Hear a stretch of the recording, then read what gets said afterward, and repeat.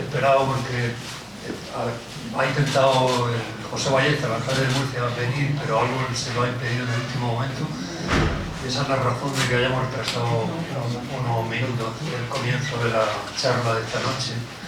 Que va a dar Juan Manuel Bonet, como ustedes saben.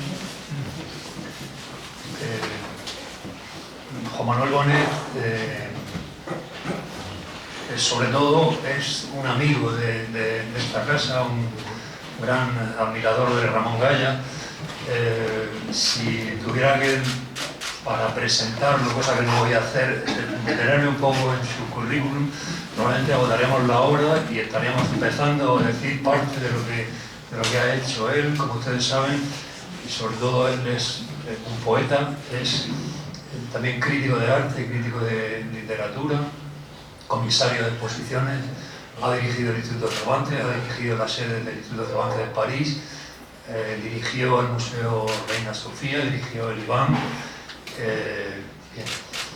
Y como digo, sobre todo es un seguidor, un admirador, ha escrito mucho sobre Ramón Gaya, está recogido en un libro que se llama...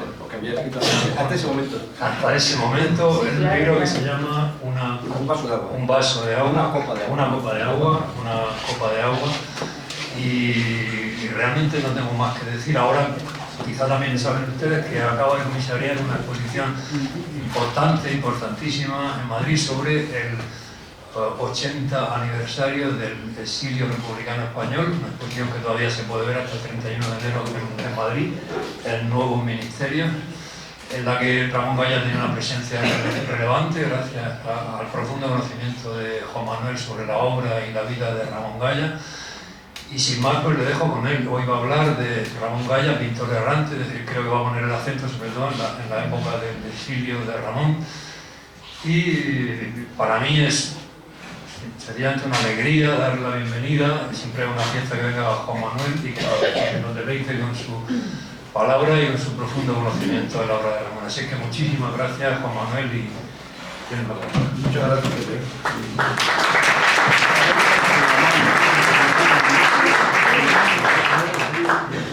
Muchas gracias, Pepe, por estas muy amables palabras. Y como tú mismo has empezado a decir, yo soy poeta, yo digo que tú eres otro. Es decir, que yo creo que cuando se es poeta es lo primero que hay que decir. Entonces te lo agradezco. Y también te agradezco la referencia al vaso de agua, no porque tenga uno en la mano, sino porque en casa tenemos unos vasos que los llamamos los vasos de Ramón, o sea, que son ese modelo, y entonces que viene de Velázquez, claro, eso.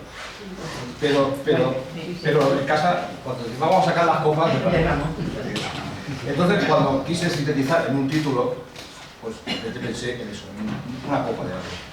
Hoy no voy a hablar de una copa de agua, sino que voy a hablar de, precisamente, vamos, fue una sugerencia que se me hizo, de que, dado que ahora mismo está esa exposición, cuyo catálogo tenemos aquí en la pantalla, su cubierta, está la exposición está hasta finales de enero. En un principio a lo mejor iba a itinerar a alguna otra ciudad española, iba a itinerar incluso a alguna ciudad del extranjero, alguna de las capitales del exilio, pero en este momento creo que se va a quedar finalmente en la exposición en Madrid.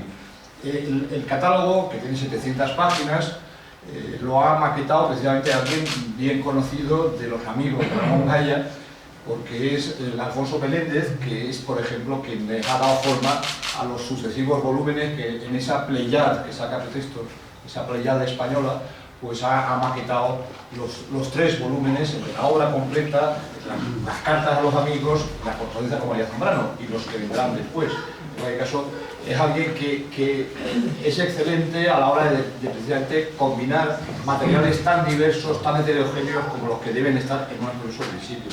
Esta exposición es una exposición que me encargo del Ministerio de Justicia y entonces pues se trataba de combinar la historia con la historia del arte.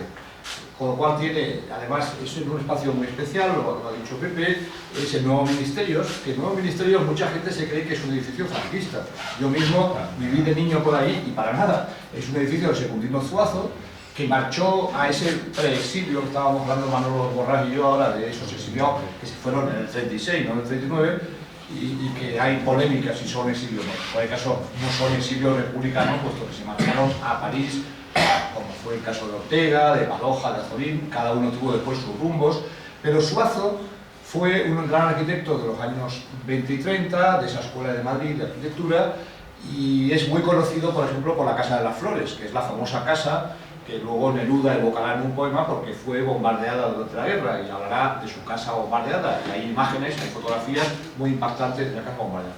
Los nuevos ministerios no fueron bombardeados, fueron nuevos ministerios encargados en la época republicana por un ministro de Obras Públicas que fue Indalecio Prieto, que marchó precisamente luego al exilio mexicano también, y lo que pasa es que como después se siguieron usando, incluso algunas conmemoraciones falangistas se hicieron allí, hay fotografías donde se ven masas, digamos, enardecidas falangistas, entonces pues lo asociamos a eso. Yo viví, ya digo, en ese barrio de niño y me lo creía.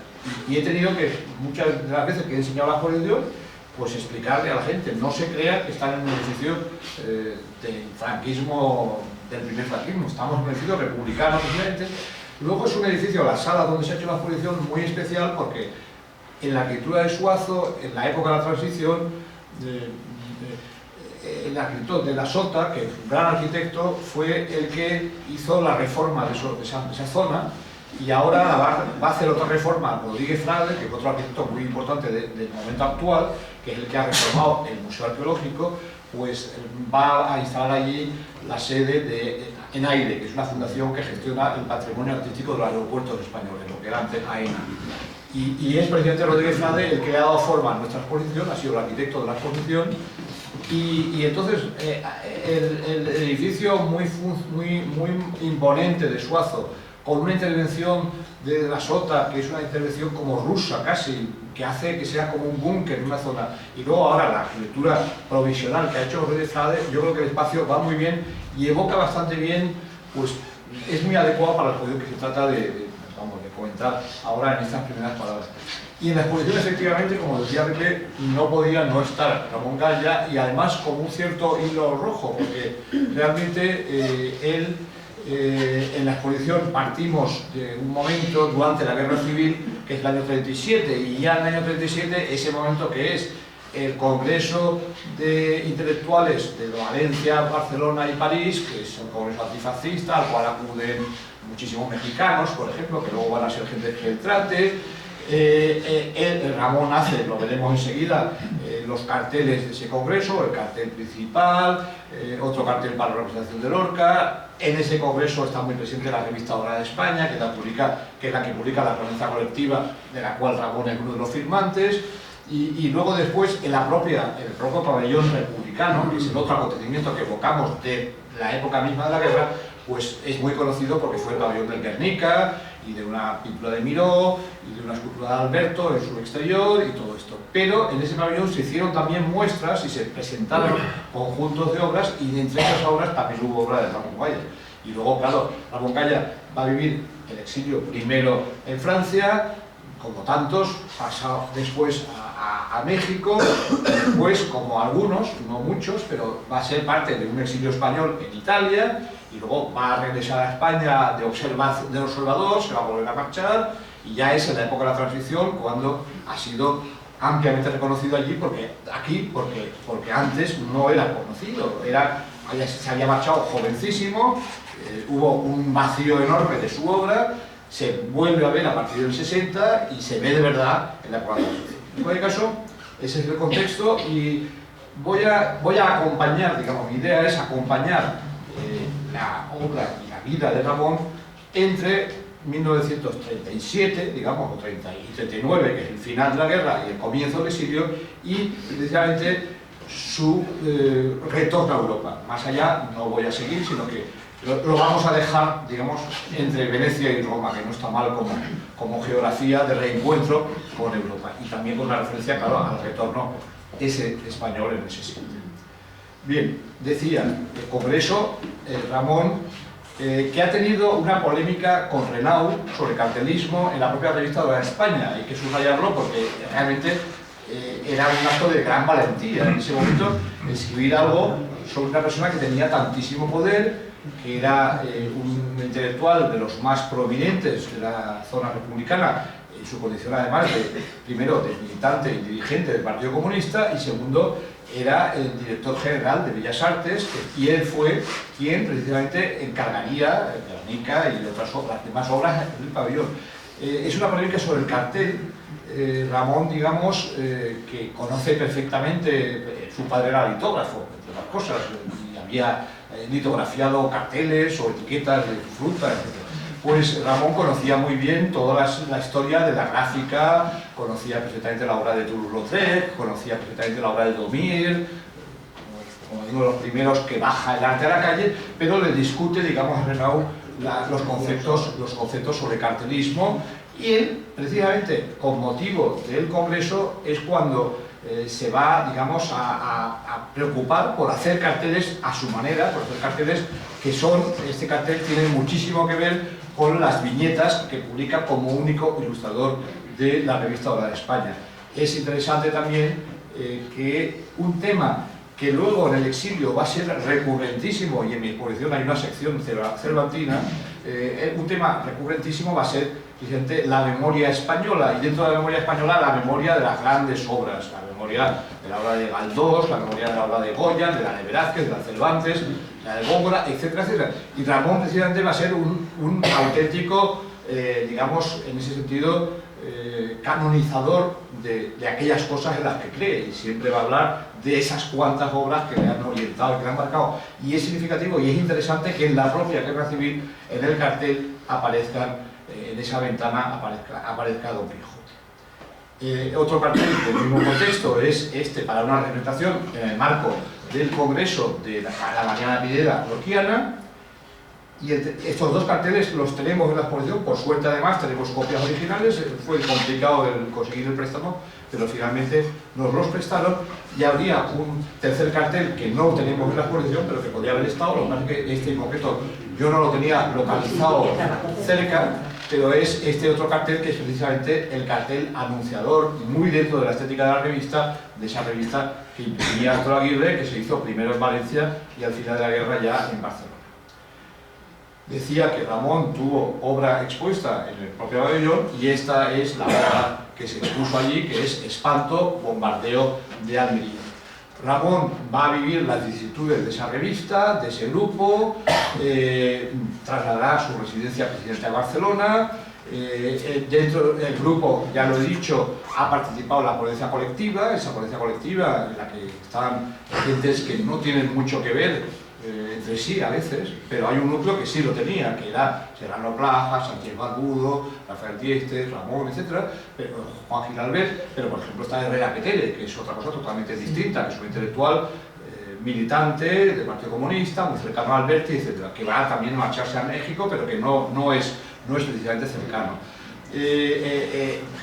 Rafael Dieste, por ejemplo, pues es alguien que tiene amistad con gentes que incluso serán perseguidos durante la Guerra Civil. En concreto, Rafael Dieste tenía amigos que eran del POUM, ¿no? Y el POUM estaba perseguido por la oficialidad, digamos, comunista.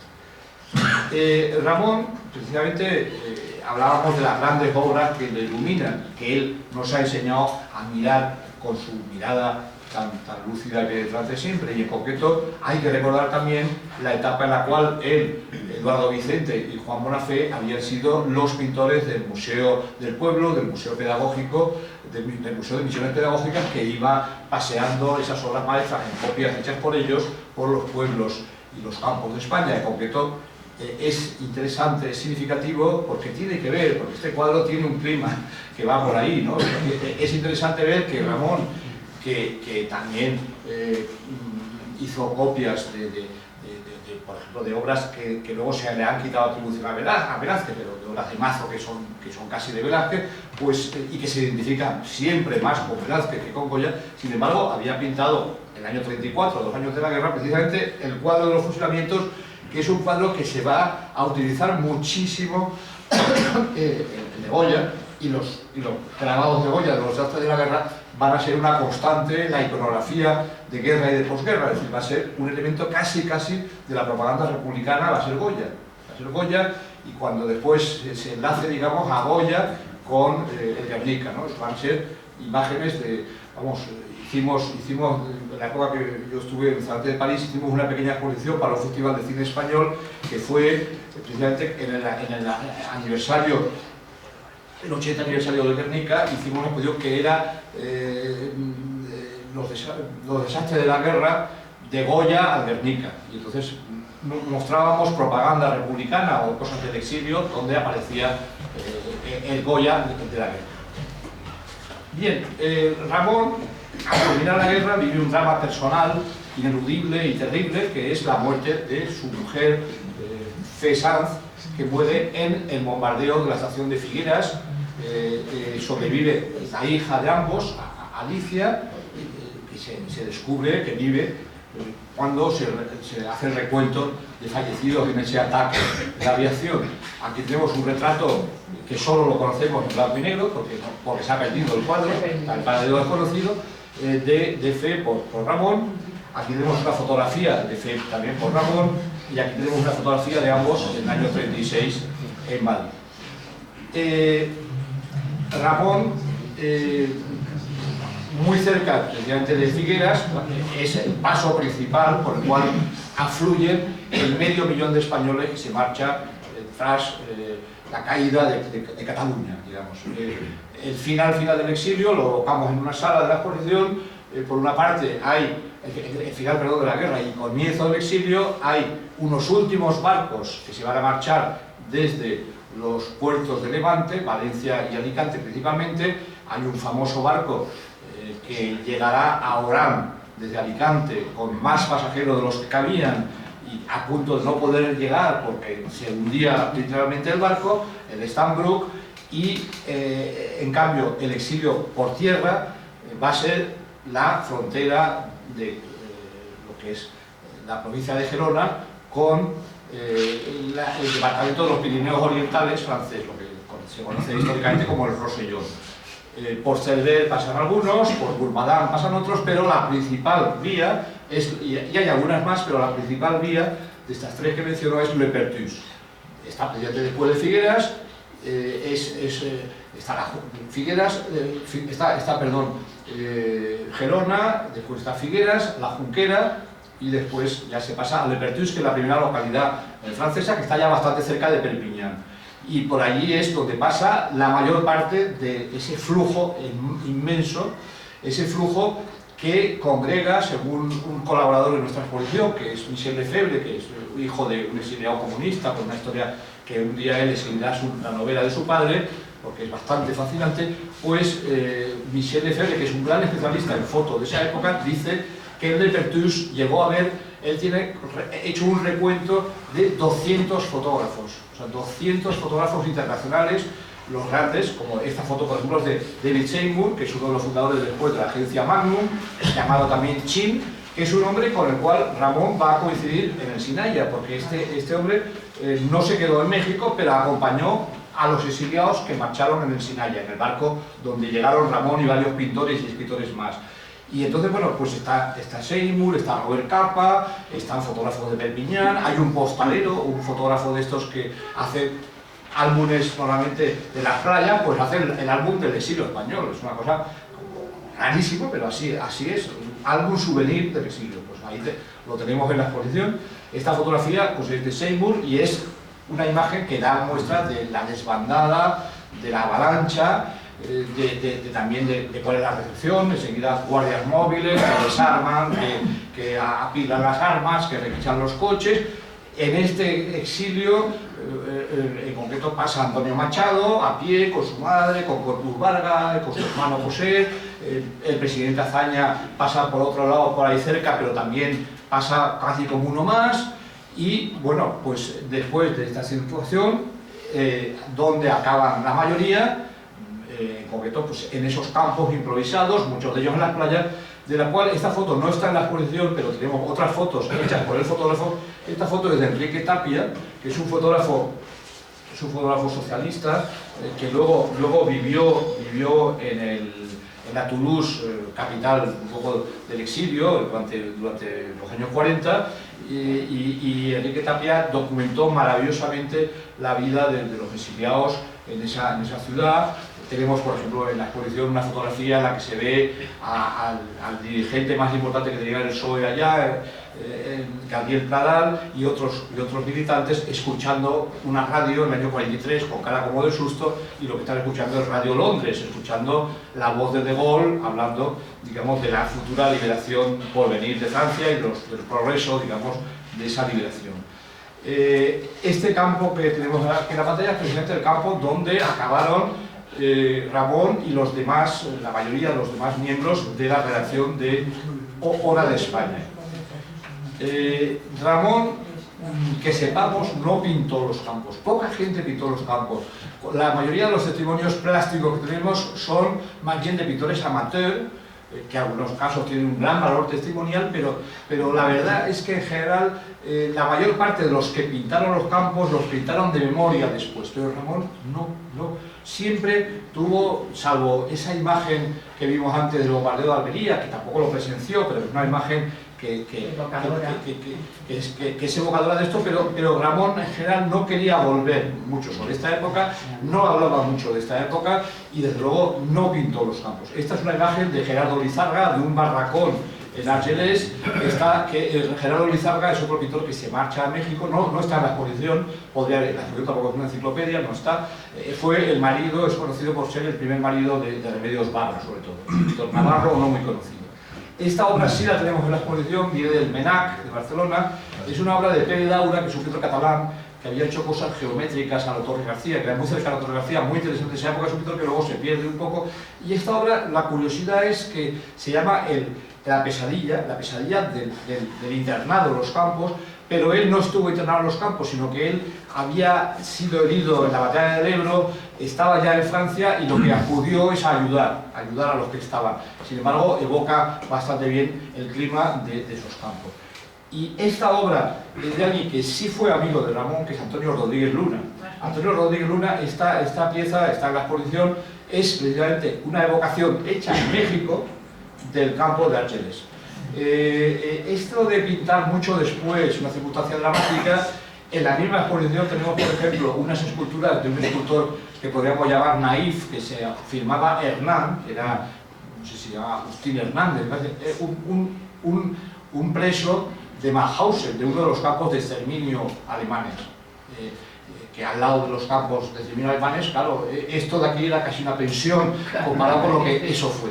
Y este escultor naif, digo, no es un escultor que haya quedado en la historia del arte, pero sin embargo las esculturas son evocadoras de ese tiempo que le resurge mucho más tarde. ¿Qué es lo que le pasó, por ejemplo, a Semprún, que estuvo en Buchenwald, y la experiencia de Buchenwald no la empieza a escribir más que en los años 60? Y Semprún ha escrito sobre un pintor muy bueno que es Zoran Mušić, el pintor esloveno Zoran Mušić, que estuvo también, en su caso, en Dachau, y Zoran Mušić, los cuadros de Dachau los pintó también en los 60, tienen en paralelo ese hecho, que eso vuelve a salir después. Y en algún caso no sale nunca, como es el caso de Gaya y de muchos otros, los que tuvieron Clavet y en alguna obra de Campos también. En cualquier caso, la de Rodríguez Luna la traigo a colación también por decir que Rodríguez Luna, Ramón escribió sobre él en México, escribió un artículo, era muy amigo de su mujer, que se llama Teresa de la Serna, que tenía una tienda de antigüedades, que luego la veremos la tienda por algún lado, o sea que está en la vida de Ramón de algún lado. Y tengo que decir también, pero no tengo ninguna imagen, porque es una obra que yo creo que el propio Luna debió un poco ocultar después, pero yo tengo un catálogo, os lo contaba antes a Manolo, de Rodríguez Luna del año 49 o 50, de una exposición que hace en México de homenaje a la música, que si le quitas la firma, casi son fotos en blanco y negro, con lo cual no se puede apreciar del todo, pero son muy ramonianos, es decir, son cuadros, o sea que tuvo una etapa ni antes ni después, pero en ese momento se ve que estaba totalmente con Ramón Gaya como faro, digamos. Bueno, el caso es que los que están internados en los campos, la mayoría de los que eran intelectuales, artistas o escritores, fueron buscados por gentes de comités ingleses, en el caso de los de Hora de España, en otros casos Picasso, por ejemplo, Picasso sacó de los campos, en concreto pues sacó a Manuel Ángeles Ortiz, por ejemplo, un pintor al cual yo conocí también, pues conservó siempre toda su vida un papelito de Picasso que le decía: llame usted a tal teléfono, busque un tal, le presto tanto dinero para que usted salga, ¿no? Y sacó a varios. Picasso sacó a 2 pintores que tenemos en la exposición, también clave está. Hemos puesto obras de Javier Vilató, que era sobrino de Picasso y pintor, J. Fin, que era su hermano, y los dos fue Picasso el que los sacó de los campos. En fin, Pedro Flores pasó también por ahí, también fue sacado por no sé quién. O sea, el caso es que poco a poco, digamos, se fueron encontrando cada cual su destino. Esta fotografía es precisamente del resto de los amigos de Ramón en la redacción de la España. Esta foto está tomada en Poitiers, en las afueras de Poitiers, en una casa que se llama la Mérigotte, que era propiedad de Jean-Richard Bloch, un escritor bastante olvidado hoy, que era comunista. Durante la Segunda Guerra Mundial fue la voz francesa de Radio Moscú, tuvo Radio Moscú. Y aquí tenemos a Rafael Dieste, a Juan Gil Albert, a la derecha del todo, a Sánchez Barbudo, a Angélica Serke, a Serrano Plaja. Angélica Serke, que es la mujer de Sánchez Barbudo. Y Serrano Plaja, precisamente, bueno, esta es una fotografía de Jean-Richard Bloch en su villa. Este es Jean-Richard Bloch, y esta es la finca, el lugar que tiene un poco el mismo aire que le vamos a ver a la casa de Cristóbal Hall en Cardés, cerca de Pau, que es donde Ramón vivió esa especie de convalescencia de la guerra, del duelo y de los campos, que efectivamente son lugares de paz después de un tiempo de guerra y de un tiempo de posguerra dura en los campos. Y en concreto, Serrano Plaja se casaría precisamente con Claude Bloch, la hija de Jean-Richard Bloch. Y un día se lo contaba a Cuca hoy, que en una inauguración que me tocó cenar al lado de una señora francesa que al principio no sabía de qué iba a hablar ni quién era, y resultó que era la hija de Jean-Richard Bloch y la viuda de Serrano Plaja, y bueno, fue muy interesante la cena. Ramón, esta foto tiene un mismo aire un poco que la otra, digamos, del grupo, pero es otro grupo, es el grupo que está en Cardés, el castillo de Cardés, en las afueras de Pau, donde se ha ido a instalar. En aquella época se ha instalado el caballero que está a la derecha y su mujer. Él es Cristóbal Hall, era Christopher, pero todo el mundo lo conocía como Cristóbal. Escribía un español admirable. Sus cartas, que están publicadas por pretextos, pues son por pretextos y antes por el museo, el museo primero, y ahora están, vamos, en las cartas, se han publicado. Pues Cristóbal Hall, sus cartas a Guerrero Ruiz, que también están editadas, son espléndidas. Su mujer había también pasado por Murcia, porque era Trudy, hija de Jack. Sí, la hija de Jack. Y aquí está, al lado de ellos está Ramón, y a la izquierda está Juan Bonafé. Juan Bonafé no había pasado por los campos, él era nacido en Perú, tenía otra circunstancia, pero en ese momento está en la casa también de los Hall. Aquí tenemos otra vez al mismo grupo, en la casa de los Hall, en el jardín. Y aquí tenemos a Ramón en solitario, con un hermoso paisaje de esa región del Béarn francés. Ramón reencuentra allí una cierta paz, una paz muy provisional, reencuentra el gusto por el paisaje, reencuentra el gusto por los interiores, lo vamos a ver enseguida, y además él le debía mucho a Cristóbal Hall, era alguien al que admiraba muchísimo, había leído su famoso artículo sobre la pintura española de depósito de tipo perenne, que lo había publicado en la Revista de Occidente. Cristóbal Hall, por lo tanto, le había empujado de alguna manera en su búsqueda precisamente de la roca española del Prado, y siempre tuvo una grandísima admiración por este pintor. Y en concreto, este pintor, que lo refugia allí, va a ser importante también en la historia, digamos, familiar de Ramón, porque precisamente Alicia, la hija de Ramón y de Fe, pues se va a quedar con la familia Hall y va a seguir el periplo vital de la familia Hall, que la va a conducir a diversos lugares del mundo, entre ellos a Lisboa.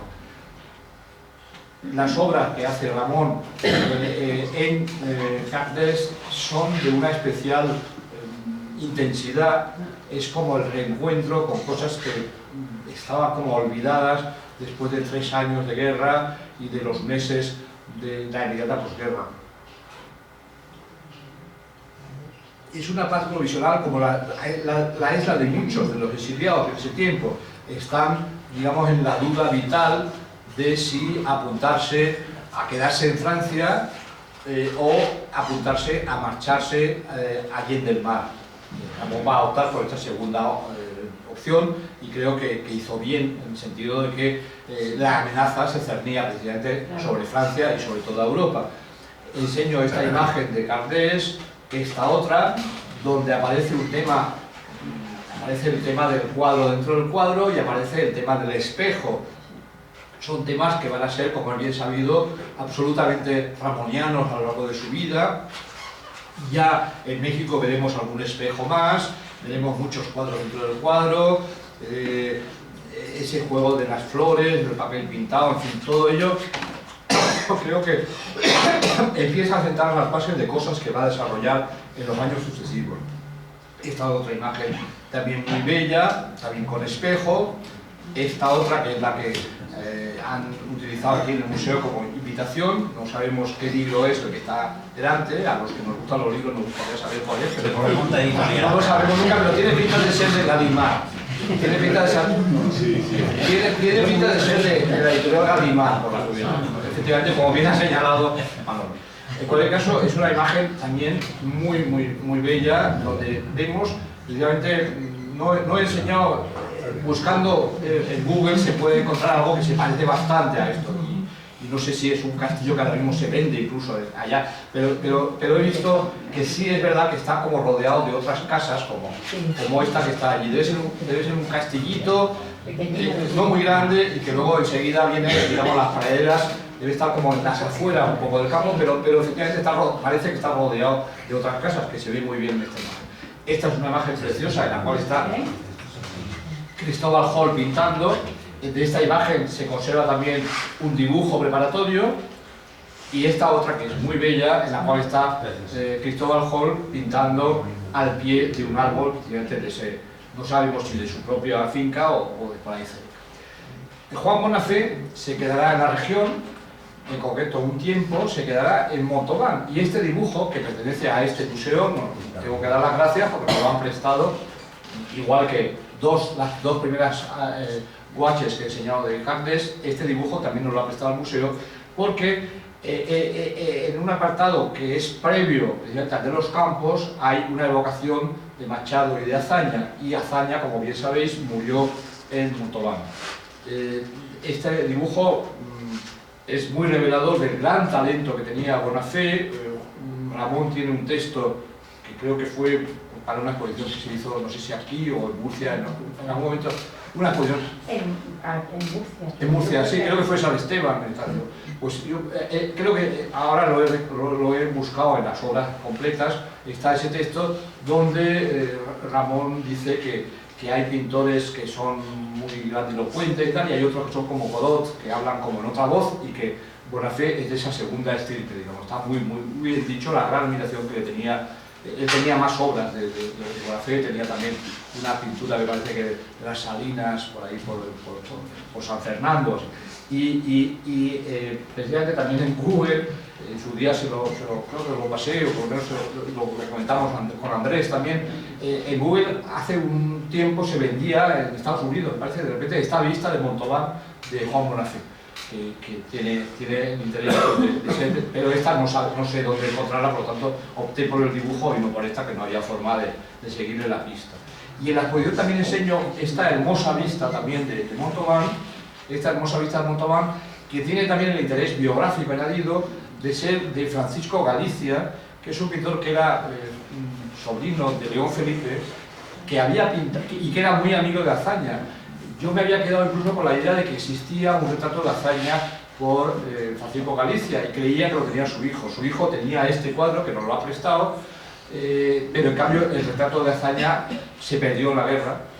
Y entonces yo me dije, tengo que enseñar un retrato de Azaña. Claro, hay uno muy conocido, que me parece que está en el Ateneo, que es de Enrique Segura. Enrique Segura es el pintor del franquismo triunfante, y me parecía como feo ponerlo en una posición del exilio. Y entonces al final opté por un retrato que es propiedad del Ministerio de Justicia, encargado en los años de la transición al pintor José Díaz, que se llamaba igual que José Díaz, el que fue secretario del Partido Comunista en la guerra, que no era familia, pero sí era comunista, y que no era exiliado en un sentido estricto porque se había marchado en el año 55, por lo tanto no era un exiliado del 39, pero pegaba, y bueno, el retrato es bastante bueno. El retrato parece un poco como de época, pero es de los 80. El caso es que Galicia, Francisco Galicia, en Montauban, fue la otra persona que estaba en la habitación donde falleció Azaña cuando, vamos, estaban él y Dolores Vilasevic, la viuda, la mujer. La siguiente etapa, y en esta sí que está de lleno Ramón, en Montauban él no llegó a estar, sí en Cáceres, pero Ramón va a volver a juntarse con el grupo que viene de la Merigot y con otros antiguos amigos suyos de la época de Peguerra o de la época de Valencia. Se va a encontrar entre los pasajeros, los 1620, como dice este recorte francés, del barco más conocido de cuantos se marcharon, de cuantos llevaron a exiliados españoles, que es el Sinaia. Ese barco, aquí lo tenemos en este recorte con una fotografía de un personaje que va a hacer la expedición con ellos, que es un reportero francés desconocido, vamos, no es conocido por nosotros más que por esto, Gris Becourt se llamaba, que va en el barco. En el barco va él, va David Seymour y van los hermanos Mayo, que eran unos fotógrafos que hicieron bastante carrera en México. Sale del puerto de Sète, en el sur de Francia, una ciudad que es conocida por ser la ciudad de Paul Valéry y la ciudad del cementerio marino de Paul Valéry, y va a hacer un recorrido aventuroso, porque es una época ya complicada, que lo va a llevar hasta el puerto de Veracruz, con alguna escala. En concreto hay fotografías de una escala, por ejemplo, en San Juan de Puerto Rico, donde lo reciben en fin, bandas de música y banderas de los partidos. Esta es una fotografía de uno de los pasajeros, de Seymour, que es el alistamiento, digamos, el momento en el cual se reclama la presencia de las personas que están en los listados y que van a embarcar en Sète, en el Sinaia. En el Sinaia hay un boletín, nos ha prestado un número de ese boletín, nos lo ha prestado la Fundación Juan Rejano de Puente Genil, Córdoba, porque Juan Rejano fue uno de los pasajeros y conservó siempre este humilde boletín hecho a multicopista, donde dibujan y escriben los refugiados. Entre ellos, por ejemplo, el propio Rejano, escribe también un poema Pedro Garfias.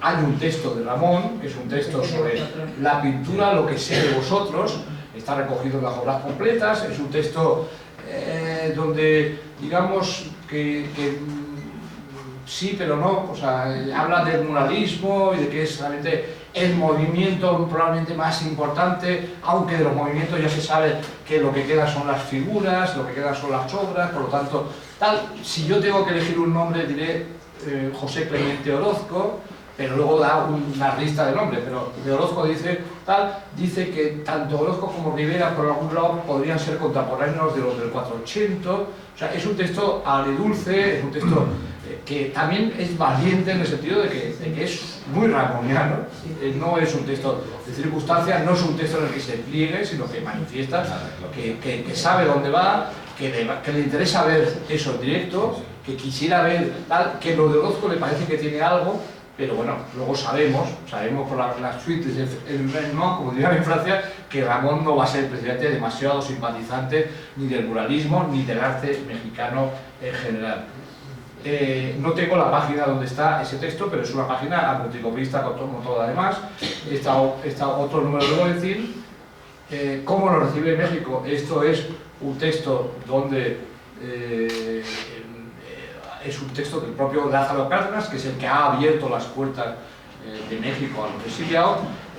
Todos los españoles que viven esa experiencia mexicana, que muchos de ellos se van a quedar a vivir y a morir en México, siempre mantendrán un culto muy fuerte a Cárdenas. O sea, en la exposición enseñamos las serigrafías de los años 70 de una niña de la guerra, Marta Palau, que vive todavía, que son unas serigrafías de homenaje a Cárdenas, que van acompañadas de serigrafías de textos de varias gentes también muy bien encendidos. Y esta es divertida porque ahí está Ramón arriba, Gaya, al lado de Arteta, que Arteta fallecería en México al poco de llegar, atropellado por un tranvía, Ramón le tenía estima. Sí, sí. Bardasano, que no se, en cambio, no parece que pueda tener demasiada estima, a la vista de cómo pintaba cada cual, pues no tiene nada que ver. Bardasano es un pintor muy oficial del Partido Comunista, que había hecho muy buenos carteles en la guerra, pero que luego su obra mexicana y su obra después de la Vuelta a España es muy de lo que llamaríamos saloncano, ¿no? O sitios así, que es una pintura con piel absolutamente. Robles es Eduardo Robles Piquer, que es el hermano de Carlos Robles Piquer, el político, es un arquitecto y caricaturista que firmaba RAS como caricaturista, que luego marchó a Venezuela. Juana Francisca Rubio es la mujer de Bardasano. Tarragó es un pintor no muy conocido. Horacio es Horacio Ferrer. Peinador es un cartelista. Oliva, yo conozco de él alguna imagen de Campos y alguna fotografía de Campos. Realmente los dos más importantes que están en esta imagen son Ramón y Arteta, ¿no?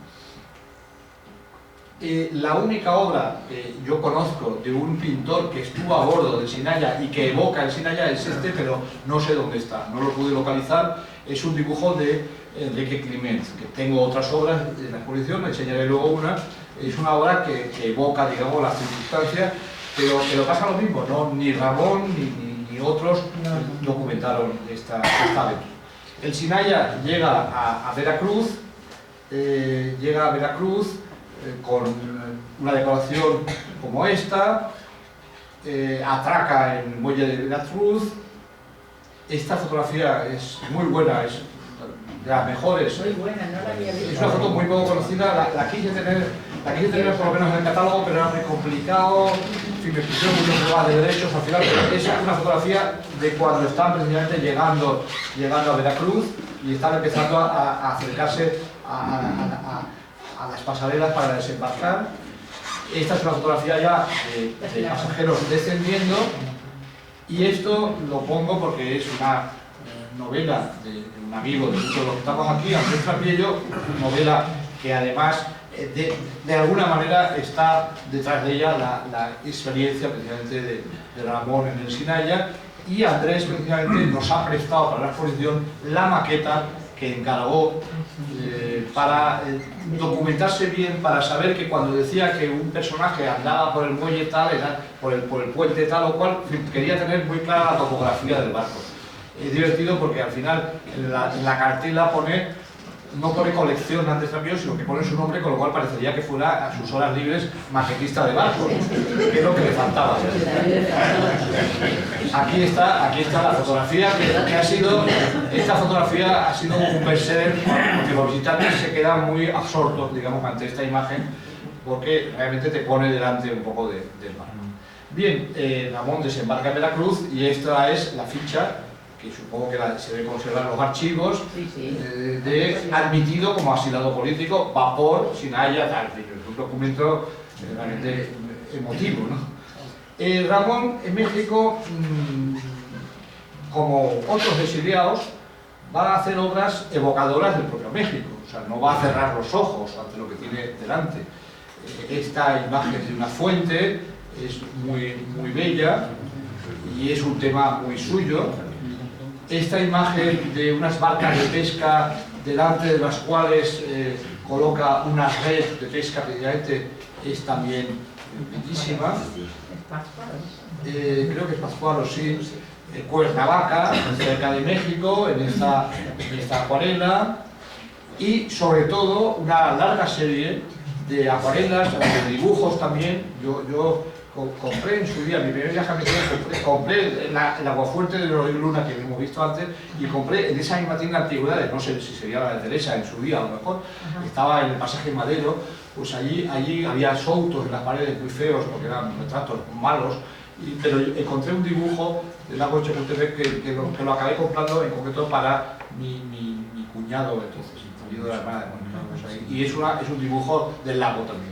Este lago muy cercano a México, Ramón lo convierte en un lago realmente mágico. Todas las acuarelas o dibujos de Chapultepec tienen algo donde se nota que quizás fuera un sitio que a Ramón probablemente esa insistencia en este tema le debía parecer que de alguna manera era como una especie de Europa trasplantada ahí, me da la impresión un poco. De hecho, es ahí donde está el palacio de Chapultepec, que era del emperador francés de México, en fin, el del fusilamiento, el cuadro del fusilamiento de Maximiliano por Manet, ¿no? Entonces, bueno, en cualquier caso, es un conjunto que creo que todos estaremos de acuerdo que es un gran momento de la producción de Ramón, todas estas acuarelas, esas sugerencias de aguas, ese lugar como un poco íntimo, pero a la vez popular, con merenderos, en fin, todo esto.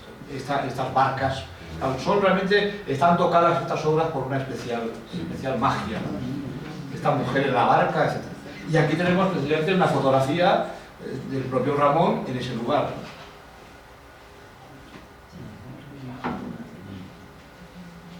Bien, ¿qué contexto es el de Ramón en ese México? El contexto tiene unas cuantas, digamos, referencias que dentro del desamparo, que es el del exiliado, es un exilio donde hay compañía, y esa compañía empieza siendo la de una revista que es una copia literal, tipográficamente, de Hora de España, que es Taller. En este número, por ejemplo, vemos que colabora Alfonso Reyes, que protegió muchísimo a los exiliados, que había estado en Madrid muchos años, que conocía a muchísima gente en Madrid, empezando por Juan Ramón, Azorín, etc. Antonio Castro Leal, que es un erudito, Luis Cardozo de Aragón, escritor guatemalteco, amigo del Monte de la Serna, José Herrera Petere, que antes he mencionado, Lorenzo Varela, otro de la ponencia colectiva, Octavio Paz, que había estado en la Valencia en guerra, Alberto Quintero Álvarez, que es un amigo de Paz, Ramón Gaya, está en el sumario, Antonio Sánchez Barbudo, de Hora de España, José Alvarado, otro mexicano, y una antología del hispano-mexicano Juan Ruiz de Alarcón y una viñeta de Gaya, ¿no? Entonces, bueno, estamos casi en casa, se siente casi en casa. Aquí enseño Hora de España y, en fin, la copia está clara, y está muy bien.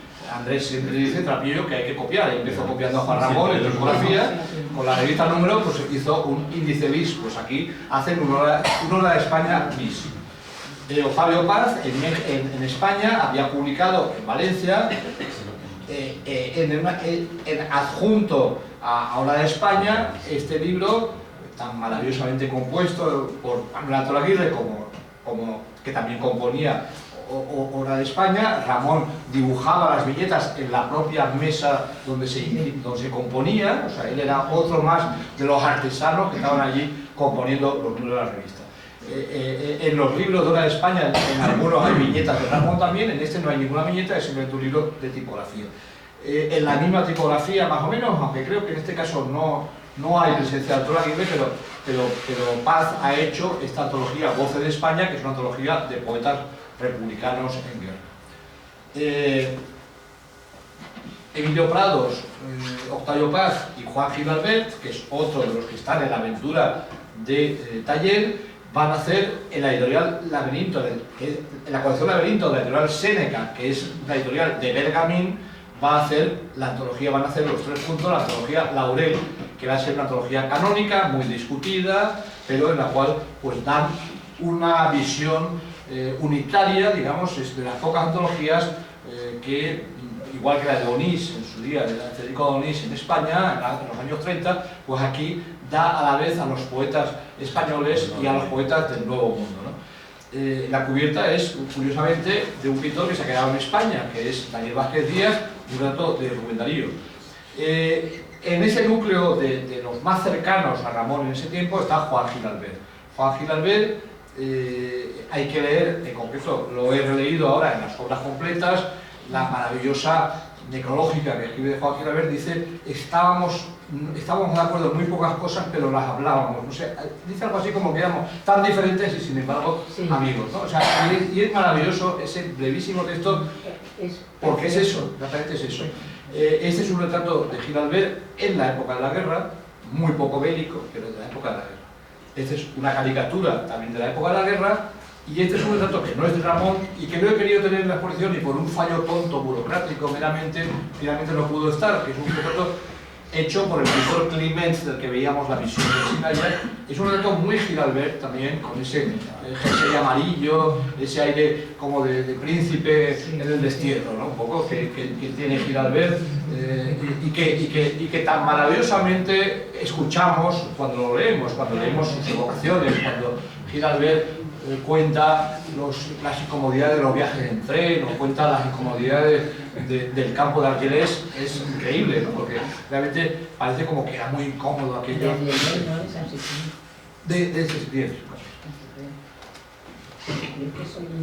De León Felipe por Climent. Este cuadro nos lo ha prestado Zamora, está en la colección, está en la Vistocuca, en la misma pared, que está después un cuadro que veremos de Ramón, que es una de las obras que tenemos en la colección. Es un cuadro que está en el archivo de Zamora, que es la provincia natal de León Felipe, donde se conserva la mayor parte de su legado.